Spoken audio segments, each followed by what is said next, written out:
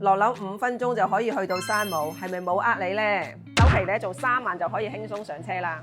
咁而家呢一隻咧就係一個120幾方嘅一個4房單位嘅，咁佢嘅特點咧其實咧就係4個房都係可以做到一個正式嘅套房。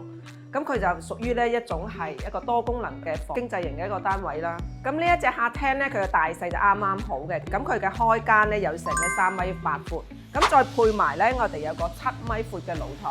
咁呢一隻戶型咧，你要有嘅嘢咧，佢全部都會有。咁作為呢一個 U 字型嘅廚房咧，就非常之闊落啦。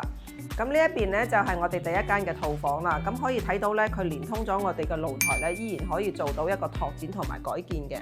咁另外嘅呢2間套房咧，如果係生2胎嘅家庭咧，就啱啱好一個小朋友咧就1間房啦。嗱，咁嚟到呢一度咧就係我哋嘅主人房啦。你可以睇到咧，成個採光位咧都係非常之闊落嘅。咁仲好咧，一個係270度嘅轉角位添。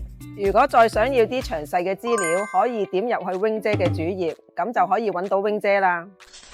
多謝點讚加關注，灣區置業揾 Wing 姐。